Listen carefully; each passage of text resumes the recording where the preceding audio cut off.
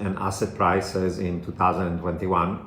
Last week I gave you my growth and policy outlook, but I did not derive the market implication. Today I'll summarize again some of the elements of the scenarios about economic growth and policy, but I'm going to spend most of the time discussing the market implication.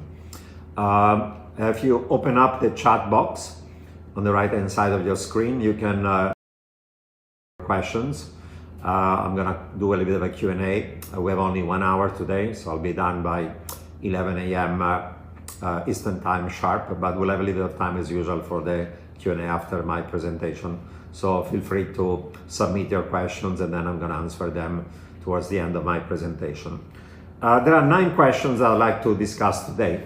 One is, what are the economic, policy and health factors that will determine the shape of the global economic recovery next year? What are the upside or downside risks?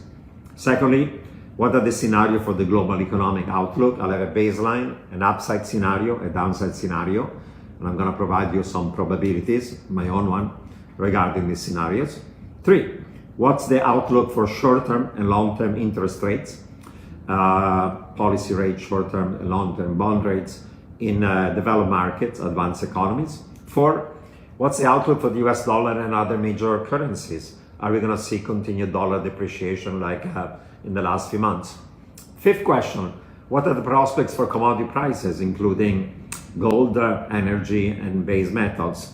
6, are US and global equity overvalued, or will the recent rally continue next year? 7, does high leverage and the risk of defaults and bankruptcies threaten the rally we have seen in credit instruments like high grade or high yield and so on? 8, what are the prospects for emerging market assets, equity, FX, and fixed income, local currency and foreign currency? And final 9th question, what are the implications of having divided government versus united government in the United States? As you know, on January 5th, there'll be 2 runoff Senate races in Georgia. If Democrats were to win both of them, they'll have 50 votes in the Senate, and with the Vice President Kamala Harris breaking the tie, they can pass more legislation on spending and taxes. If instead they don't win those, we'll have a divided government, and I want to understand what are the implications of divided government versus united government for asset prices and the economy in the US and globally, depending on the results of those very important elections on January 5th. So let me start with the first questions. Which economic, policy and health factors will determine the shape of the global recovery? What are the upside and downside risks? I discussed to some extent all these questions last week, so I would like to cover them, but cover them a little more shortly. Those of you who didn't see the talk last week, you can go and log in for my last week presentation about the global economic outlook and the factors driving it. As you know, in the first half of this year, we had a severe global recession, synchronized. The shape was like an eye, free fall of economic activity, aggregate demand and supply given the shutdown. Then we had reopening of economies by the end of the second half, and we had a V-shaped recovery in growth in the third quarter of this year, 33% in the United States, not as strong in advanced economies and emerging markets. What's happened in the fourth quarter and the first quarter of this year? The V is turning into a U as we have a rise in cases in US and Europe and emerging market, and there is even a risk of a double dip recession. Certainly there will be a double dip recession in the fourth quarter and possibly first quarter of next year in Europe, given the data. There is certainly a slowdown of growth towards 2% in the United States, if not lower, in the fourth quarter, from 33% annualized in the third quarter, and we could actually have one negative growth quarter in the fourth quarter or the first quarter of this year in the United States. So for the short run of Q4 and Q1, given the spread of the contagion, we have a massive spread in US, in Europe, in emerging market. Fourth quarter and first quarter of next year are going to be bad. This is consensus. This is not a auto consensus view, but the consensus says this is going to be just a short-term soft patch, given that there is a virus spread. But since we are going to have a widespread vaccine distribution, the consensus expected from the second quarter of next year will have a V-shaped recovery for the rest of the year. So that's the consensus. As I'll point out, my view is below consensus for reasons I'm going to explain.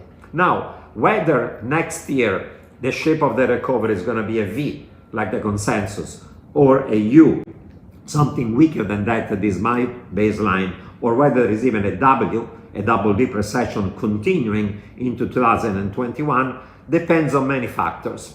I define 8 factors that determine the shape of the recovery in 2021 after Q1, because until Q1 we'll have this soft patch. First, how severe and prolonged the virus spread and contagion is going to be, how severe lockdowns, and how severe the risk aversion is going to lead to more protracted reduction in spending, rising saving by corporates and households, and therefore a weaker economy. Secondly, how safe and effective the vaccine will be. There is some skepticism on the number that these vaccines are 90% effective based on a number of factors. Vaccines, by the way, the one that we have right now, supposedly do not prevent infection and the transmission to other people. So you still have to wear a mask and social distance, otherwise you're gonna make other people sick. 3, how much deleveraging will occur because both households and corporates have too much debt? And what's gonna be the burden of rising debts that are excessive and rising? Will they lead to deleveraging that reduces economic activity as people have to spend less to save more to deleverage? And how much risk aversion and deleveraging is going to lead to more savings as opposed to a rise in the pent-up demand that has occurred because we've had low demand during this crisis. 4 factors. What are the risks of permanent scarring and hysteresis effect? If this slowdown in economic growth is more continued, if you have less capex, less production, less employment, less economic activity, if you have more bankruptcies, then there is permanent scarring in the economy. And hysteresis in the labor market implies that if the unemployment rate remains high or goes higher, then people become more unemployable because they lose skills, lose education, lose training, and have a stigma of being unemployed, and they leave the labor force. And then a cyclical shock can lead to long-term effects. That's what hysteresis means about. That's a risk. 4th, what is the 5th actually? What's the extent of the policy stimulus? Monetary policy, fiscal policy, credit easing. Monetary policy is likely to remain very easy, but there is a risk of a fiscal drag of 2% of GDP in 2021 because we're not going to have the same stimulus that we had this year. It's going to be lower, and therefore there is going to be some degree of fiscal drag. Moreover, there is a risk of early discontinuation of a variety of credit facilities that have been supporting the real economy, illiquid but solvent financial institutions, corporates, and households.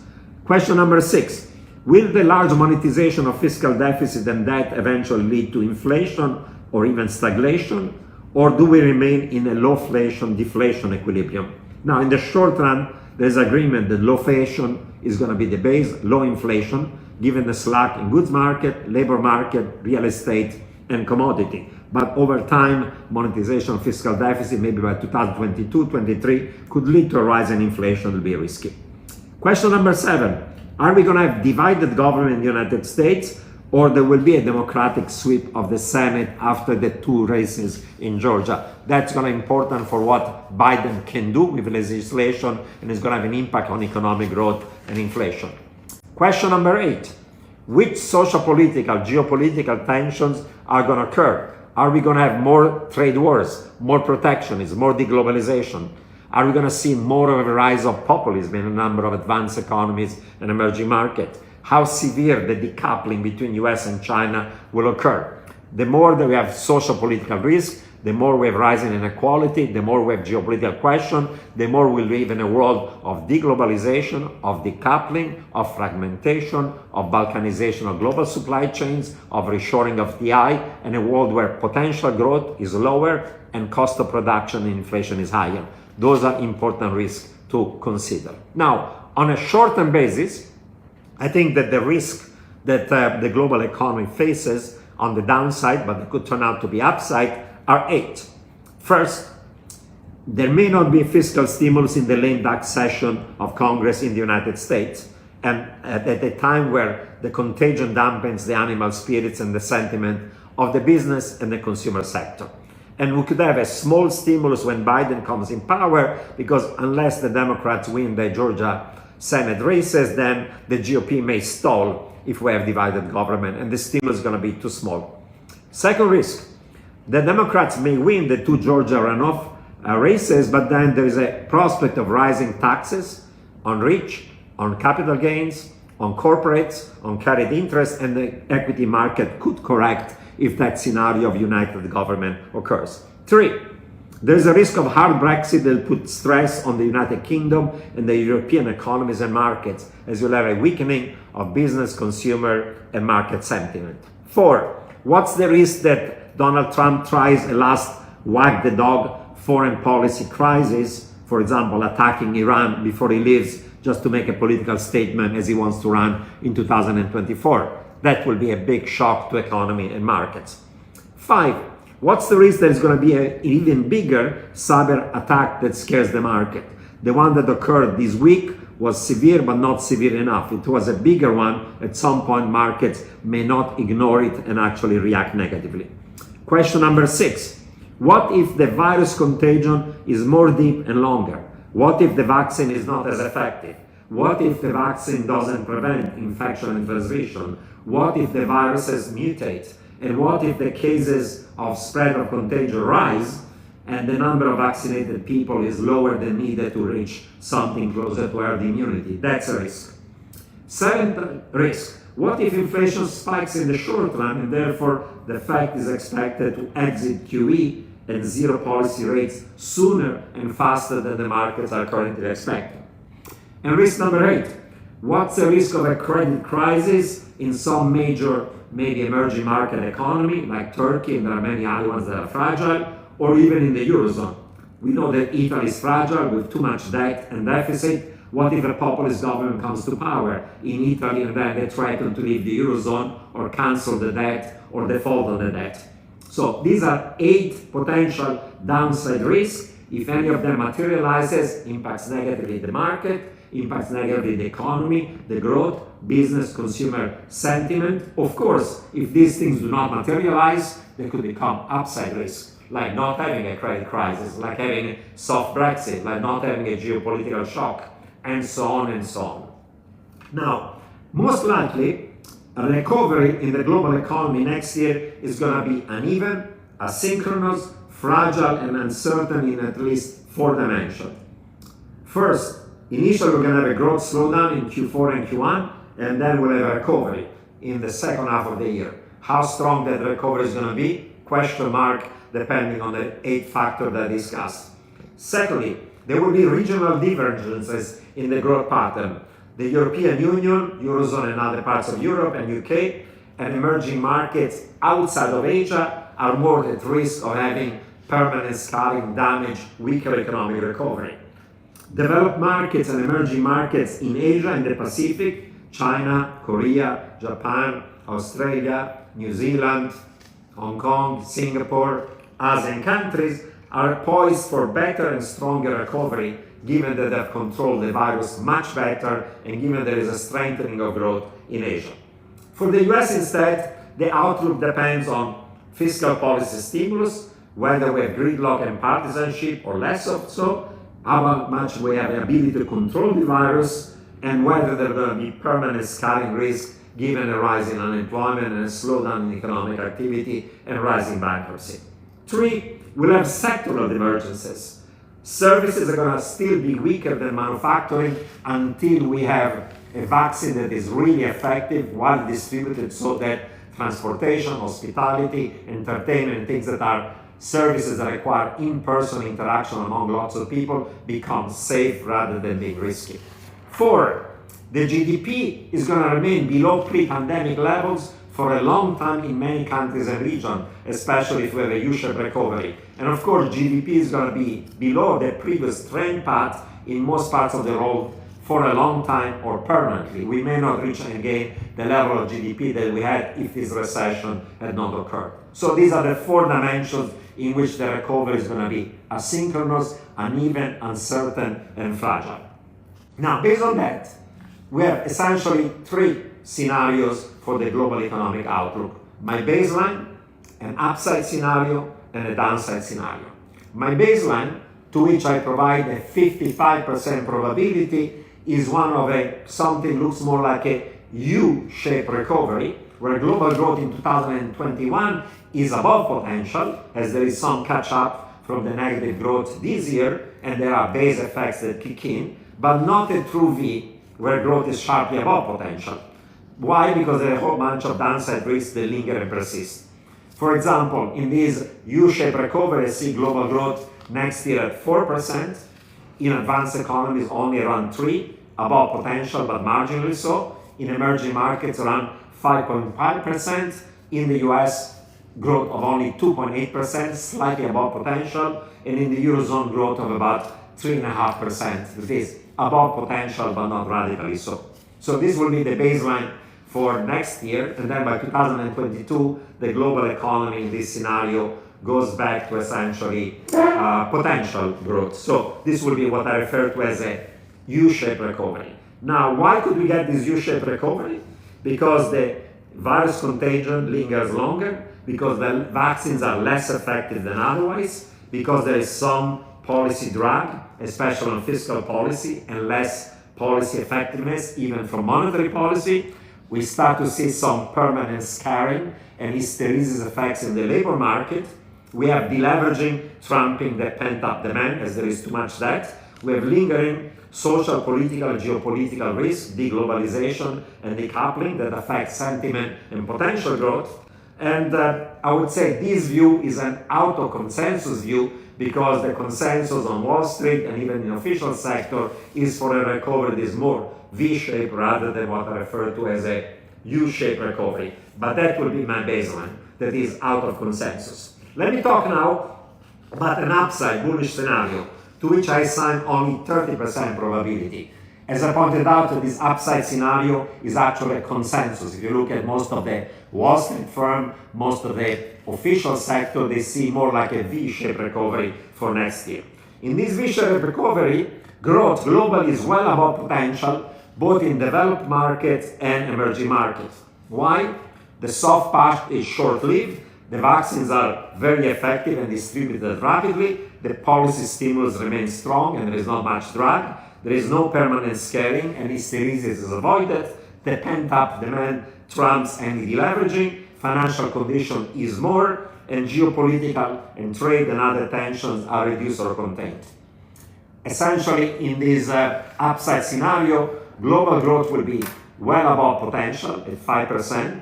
In developed markets, growth is going to be 3.9%, that is more than twice as potential. In emerging market, growth will be about 6.8%. In US, growth is going to be 3.5%, more than double the potential. And in the Eurozone, growth is going to be 4.5%, that is about 3 times as much as potential, since the Eurozone had a massive crash, almost minus 10% growth this year.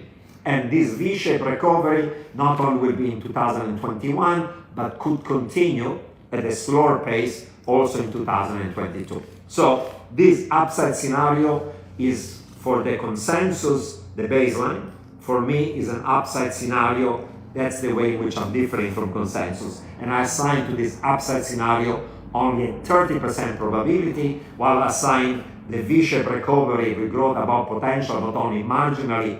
This is my baseline, a 55% probability. Now, there is also a downside bearish scenario to which I assign a 15% probability. This is one of a return to a double dip recession. Why would that occur? You could have a much longer and severe virus contagion.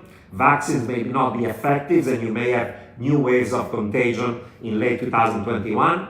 There could be policy drag and little policy effectiveness. You could have supply disruption leading to rising costs and inflation or even stagflation, or where you get a double dip recession, you could have possible deflation.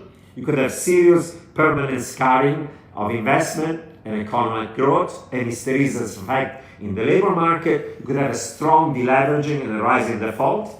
You could have a rise in risk aversion, increasing saving, rather than having pent-up demand rising. You could have serious social, political, geopolitical risk, deglobalization, decoupling between US and China that will affect sentiment and potential growth, and we eventually stagflationary. Emerging markets will become more fragile given their vulnerabilities. You'll have hard Brexit. You could have a wipe the dog attack by Trump against Iran before he leaves office. The markets may correct sharply if the Democrats control the Senate and raise taxes. And you could have some credit event crisis, either in a major emerging market or eventually in Italy, where spreads could widen significantly if people worry about default. Now, in this downside scenario, global growth will be only 2.7%, that effectively is the definition of a global recession. Advanced economies growth will be only 1.5%, pretty much below trend, and in some quarters actually negative growth at the beginning of the year and towards the end of the year. And growth in emerging markets will be also very mediocre, below trend, and about 3.5%. So these are the three scenarios. Baseline, something closer to a U. Upside scenario, closer to a V. Downside scenario, closer to a W. Now, given these three scenarios, let me discuss the implication for a variety of asset classes. First of all, what is the outlook for short-term and long-term interest rates on government bonds and policy rates in developed markets, advanced economies?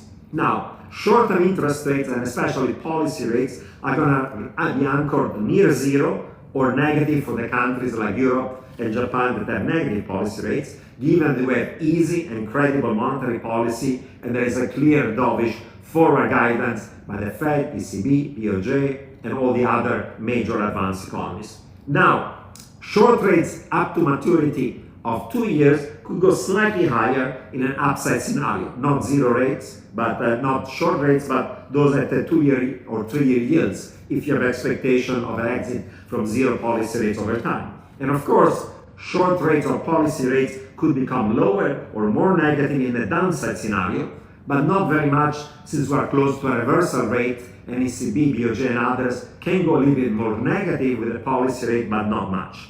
How about long-term interest rates? Long-term interest rates in advanced economies in a baseline scenario will be going higher as there is some recovery, but only by 10-20 basis points. As the recovery is anemic, inflation remains subdued, and central banks are on hold and in a very easy mode. For example, in the United States, the 10-year Treasury yield has struggled since March to go above 1%. In this baseline scenario, may go to 1% or slightly above, but not much more than that. Now, if you have an upside scenario, you'll have reflation rates, and the 10-year Treasury yield could go up, say, by 40 basis points relative to current level. By the end of next year, it could be closer to 1.3% as opposed to being below 1% as it is now. That's the upside scenario. And of course, in a downside scenario, long-term interest rates can fall another 30-40 basis points from current level and become even more negative in Europe and Japan, where policy rates are already negative, and pushing them even more negative is going to push long rates even lower if you have a recession, if you have low growth, if you have further deflation. Today, already $17 trillion of dollar equivalent government debt in Europe and Japan up to maturity of 10 years as a yield that is negative. That number could become even bigger in a downside scenario. Now, additional question. What's the outlook for the US dollar and other major currencies? Are we going to see continued dollar depreciation as we've seen in the second half of 2020? Now, next year, overall, the dollar should overall weaken, given that we have a global recovery and money flows out of US, easy Fed policy, twin fiscal and current account deficits in US that are much bigger than other parts of the world. We have risk on, and the dollar weakens when there is risk on, and there is a weaponization of the US dollar as the US uses sanctions and other tools to punish its own rivals, and these rivals tend to then dump or diversify away from dollar assets. Now, and in that upside scenario, of course, emerging market effects and commodity currencies are going to strengthen too as you have global recovery. And those commodity currencies and emerging market currencies that have been weakening this past year are going to recover stronger. In a baseline scenario, the dollar weakens less than an upside scenario as risk on is more limited and there are risk-off episodes that can strengthen the US dollar. But even in that baseline scenario, you have a gradual depreciation of the US dollar. Now, in the downside scenario, the dollar could strengthen as you could get large risk-off episodes and a flight to safety to dollar assets, unless the weaponization of the US dollar is the trigger of those risk-off episodes, in which case the dollar could become weaker. Of course, in that downside scenario where there is risk-off, the Swiss franc and yen are also appreciating that downside scenario because they are safe haven assets. So that's the outlook for the US dollar. Mostly a downside scenario for the dollar, weakening dollars in the baseline, and in the upside scenario, less so, or even some strengthening of the dollar if you have instead a downside scenario for the global economy. Now, what are the prospects for commodity prices, including gold, energy, and base metal? In the baseline scenario, the upside for oil, energy, and base metals or industrial metal like copper and zinc is muted because economic growth is okay, but only okay, not exceptional. While in this baseline scenario, gold prices rise, but they rise only moderately as extremely easy monetary policy continues. If you had an upside scenario for the global economy, energy, oil and others, industrial metals, base metals rise more.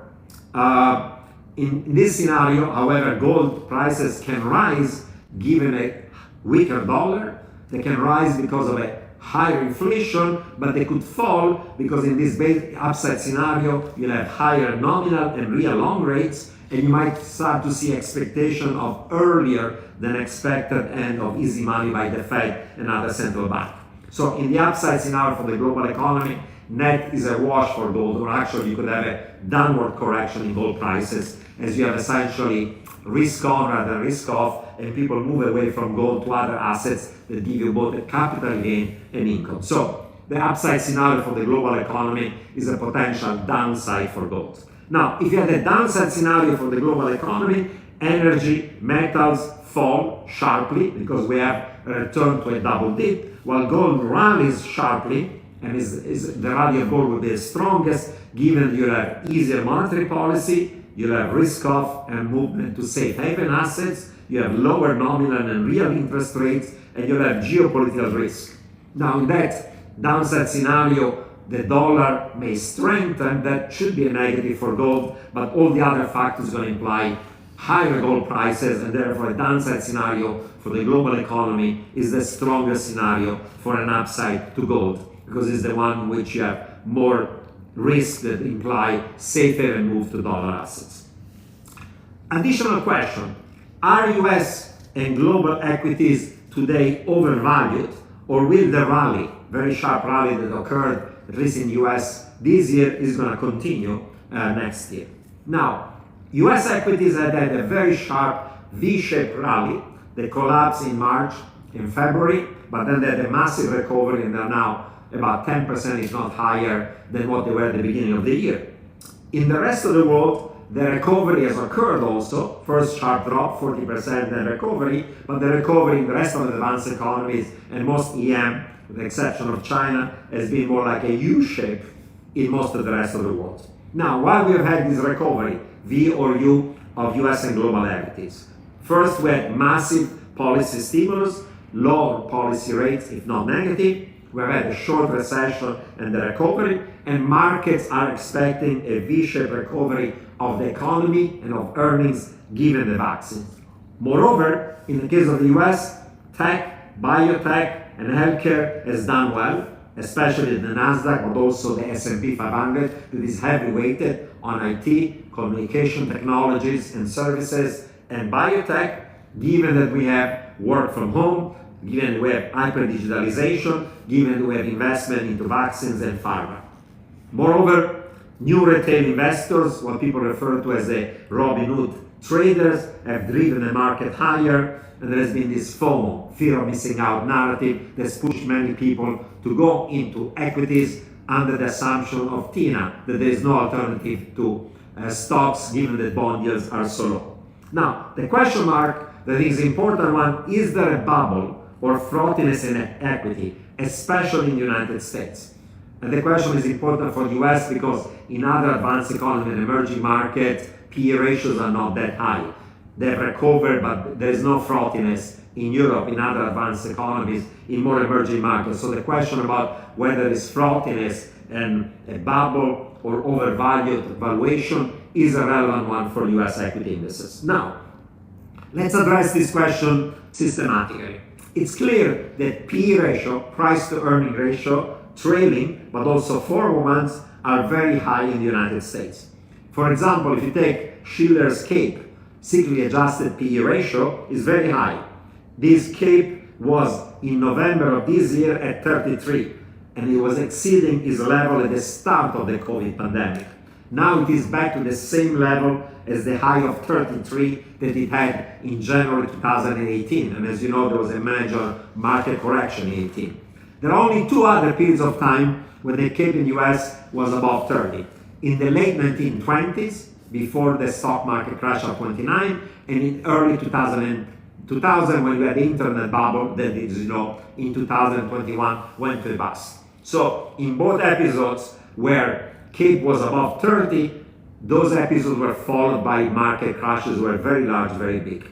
Moreover, historically, data suggests that CAPE has a very strong and stunningly accurate prediction of future returns over 10-year horizon, even when you don't take into account the level of bond yields. So when CAPE is at this level, usually returns are really subpar for the following 10 years. So historically, Shiller had said, with this level of CAPE, we're going to have a correction of equity markets. Equity markets are overvalued if they're not in the bubble. However, recently, Bob Shiller and co-authors have created a new index, what they call ECI, excess CAPE yield.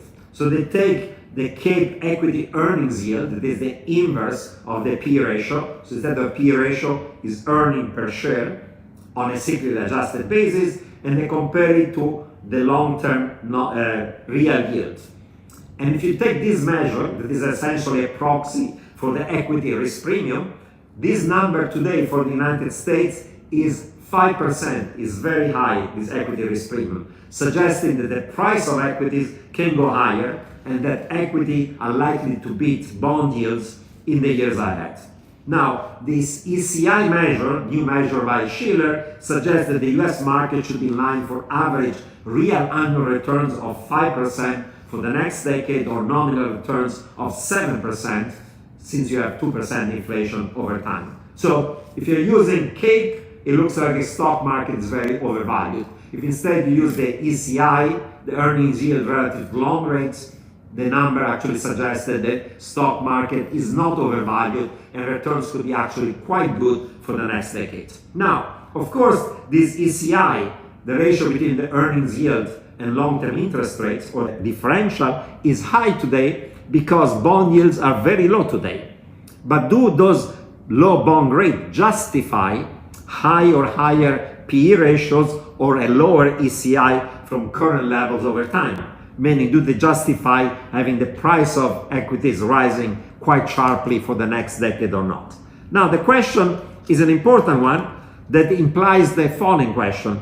Do low interest rates on their own right imply higher earnings multiples, higher PE ratios? And the answer to this question normally is no, because it's not so rational to try to beat up stock prices just because interest rates are low. And the reason is that if interest rates are low, usually interest rates are low because growth is bad, and growth is bad when growth is bad, earnings are bad, and that's usually bad for equity markets. So usually when growth is bad and there is a recession, earnings are bad, interest rates are low, and that's why actually P ratios are not rising, but they're falling. So usually the relationship between short rate, long rates and equity over time is not linear. When you have high long-term interest rates that are high because of tight monetary policy and they come down for very low levels, then PE ratios tend to rise because you have easing of monetary policy. But when interest rates drop to very low levels because there is a risk of a recession or secular stagnation with low growth and low inflation, then usually equity multiples tend to fall because the economy is in a weak growth status, if not in a recession. That's exactly what happened, for example, in Japan and Europe, where lower interest rates have been associated with low PE ratios given low growth and low inflation. However, the same thing has not happened in the United States. For example, Europe and Japan had this phenomenon of falling interest rates, falling growth, and falling inflation, leading to a market correction. And we saw the peak of the equity bubble bursting in Japan and Europe. But that's not had happened in the case of the United States. And the question is why? Why the US has been an exception? Because essentially In the US, those P ratios have been leaping higher and higher in the last decades rather than remaining very low, like in the case of Europe and Japan, in spite of having very low interest rates. Now, one answer is that the FANG stocks and other tech stocks are becoming increasingly dominant in the last few years in the United States. They've been driving most of the rise in earnings, while the rest of the US stock market has not done much better because earnings have been actually mediocre. So what's the main driver of essentially the rising P ratio is tech and biotech. The rest of the market, as we know, has corrected, has recovered, but not as much. That's part of the explanation. Moreover, the other important point to keep in mind on this ECE measure of Shiller is the following one.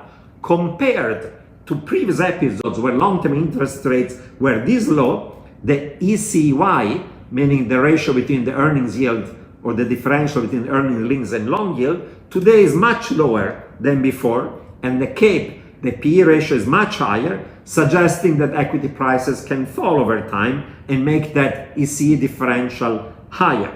Meaning, if you're looking at historical episodes where, say, long rates were around 1%, compared to today, the ECI is too low, should be higher. That means equity price should be lower. And compared to other episodes where interest rates were this low, say 1%, the equity risk premium today is much higher today than before and should be becoming lower, and will be becoming lower if the prices are going to be correcting downwards. So essentially, we are in a situation in which a potential correction can occur, because even with these long rates, historically, we should have had P ratios that are lower than before and are very high compared to what were the before. So the point is that a potential correction can occur even if the ECI is high today, because it's not high enough. It could be higher, and therefore a market correction could happen. Of course,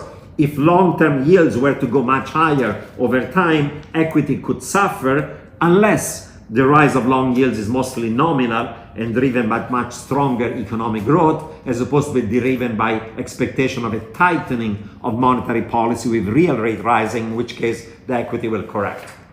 The other point is important about equity is the following one. Tech and biotechs have now really skyrocketed P levels that are just completely off the chart.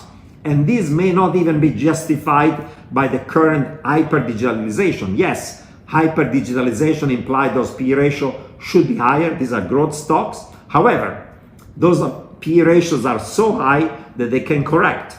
They can correct in a downside scenario. They can correct even in a baseline scenario. They can correct because animal spirits of retail traders weaken. And we saw the correction of the internet bubble in 2000, driven just by valuation that were off the chart. And moreover, there is another big risk for big tech, that is both the US and Europe today are starting very severe antitrust action. There is goals of either regulating big tech or doing antitrust or even breaking up some of these very large internet platforms and the FANGs. And if that will happen, that will be a significant downside risk to these asset prices. Something that we have to keep in mind. And next year is going to be a year where both the European Union and the US are going to start antitrust actions against Google, against Apple, against Amazon, and so on and so on. That's a risk that the market today is totally underpricing, in my view, is a significant risk that could trigger a significant correction of these tech stocks, the FANG and other big tech stocks. So in summary, what are the implications for equities of this discussion? Now, in an upside scenario for the global economy, earnings are growing very rapidly, double digits, between 10 to 20%, depending on the country, and the PE ratios that are already high could rise slightly more. And even if they don't rise, earnings rising so much imply that you could have higher returns on equities, double digits in the 10 to 15%. In this scenario, equity go higher, more abroad than the United States, given the relative underperformance of the rest of the world. And you're going to get also a rotation from growth and tech, defensive and staples, to value stocks, cyclical stocks, base metals, financial and discretionary. So that's the upside scenario. Now, if you have the baseline scenario, that is my baseline, earnings grow but slower, single digits, and PE ratios are already high, remain flat, or they could even correct downwards. In this situation of a baseline, the upside to equities is more limited in the US and globally. The rotation that discussed doesn't occur, and you could have corrections driven by risk-off episodes and high PE ratio become falling if you have downside risks that do materialize. So the returns will be at best middle single digits in this scenario, or you could have even a correction if some of the tail risks materialize in 2021. Of course, if you had a downside scenario of a double-dip recession, you could get another bear market for US and global equities, not just a correction of 10%. And of course, this correction, this bear market could become only a correction if the policy authority doubled down on more monetary policy easing, more fiscal easing, and more credit stimulus if we have a double-dip recession. So initially you could have a bear market, the bear market would become a correction, only minus 10 rather than minus 20% if there is additional stimulus. But certainly the downside scenario will be one in which returns on equities get at least a correction, if not a bear market. So that's the overall summary of the outlook for US and global equity. Now, additional question, does high leverage and default risk there to threaten the rallying credit that we're seeing today? High yield and high grade spreads widened sharply after the COVID shock, but this was very temporary. And that temporary effect occurred in spite of high corporate leverage and default risk in a recession. Why? We had the narrowing in spread, easy monetary policy, credit easing, and massive purchase of corporate bonds, high yield and high grade by central banks, and expectation of a V-shaped recovery. So the spread exploded in February, March, and April, and then they're very sharply narrowed. Now, what's going to happen to credit in the three scenarios? If you have an upside scenario for the global economy, high yield and high grade spreads remain low, and they can even narrow slightly more, even if they're so narrow that the narrowing is smaller. And even if long-term bond yields tend to hurt the overall yield on these high credit and high yield, you have enough of a spread that actually on net you get some positive return. So spreads lower or slightly lower, long rates higher, on net is a slight positive return on credit. In a baseline scenario, high yield spreads widen as default rates rise and losses given default are higher in spite of easier monetary policy and credit easing. Anything below fallen angels gets hurt in the really bad side of the high yield. And in this baseline, non-performing loans rise as small and medium-sized enterprises and households default, and even some large corporation default, and banks get hurt, especially in Europe as you have rising NPLs and less provisioning for losses.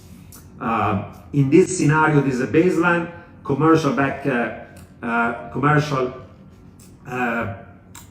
Mortgage-backed security and residential mortgage-backed security are also weaker because you're going to have work from home, you'll have weakness of the economy, and therefore there'll be some correction in CMBSs and RMBSs. Now, if you had a downside scenario for the global economy, all credit spreads widen, especially high grade, because you'll have a massive increase in default rate, and that will occur even if the central bank increase their backstop of credit markets, because at that point default rates and losses given defaults are large enough that even more purchase of corporate bonds, mostly high grade, but the central banks doesn't avoid another bloodbath in the credit markets.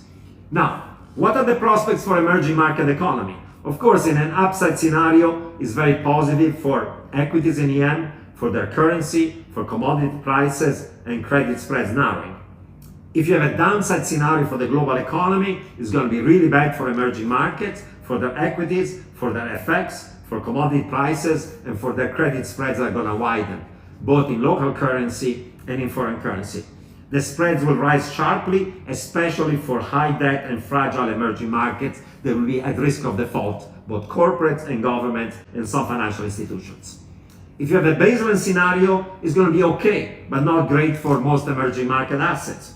The better credit and fundamental emerging markets, they have less debt and better macro fundamentals are going to do better than the more fragile emerging markets that are going to be at risk of some credit event. So it's a mixed bag in the baseline scenario. Let me conclude with discussing what are the implications of US divided government versus united government after the Georgia Senate runoff races. As I pointed out, if the Democrats win both of those runoff, they have 50 votes in the Senate, and then the Vice President Kamala Harris-elect can break the tie, and therefore legislation on spending, on the budget, on taxes can occur with 51 votes. If instead they lose those elections, or they win only one of two, the Republican have a majority in the Senate, and they can block raising taxes and massive fiscal stimulus. Now, let's discuss first the implication of divided government. During the election week after election day, markets were in a risk on, the rally 6-8% on the prospects of divided government. It was a very sweet spot for the stock market. It implied smaller stimulus and no increases in taxes that Wall Street doesn't like. That's why equity rallied sharply and went higher on the prospects of divided government. Moreover, bond reflation trades based on expectation of a Biden sweep or a blue wave were dashed. Divided government implies lower fiscal stimulus, lower long yields rather than a steepening of the yield curve. Moreover, if fiscal policy will do less in divided government to support growth and restore inflation, then it will be up to the Fed to do more to support growth and return to the target inflation. That implies more QM for longer and lower for longer policy rates at zero. That keeps the yield curve flatter with the short end yield at zero, and the markets currently expect that the first rate hike will not occur until at least 2024 or even early 2025. Lower for longer in divided government also implies a much weaker dollar, as Fed policy will become more accommodative for longer. And a weak dollar is good for the dollar price of commodities, including precious metals like gold and silver. So in this divided government scenario, over time gold prices can go higher as the Fed risks debasing the US dollar. So divided government makes the baseline scenario more likely, given that you have less fiscal stimulus. Now, what if the Democrats win the two runoff races and therefore you don't have divided government? Then you have more fiscal stimulus and higher taxes. Taxes on corporates, on high-income individuals, on capital gains, on carried interest. In this scenario, where you have unified government, reflation trades on bond restart, and the yield curve is going to steepen as you'll have more fiscal stimulus and more issuance of debt. The impact on equity is ambiguous.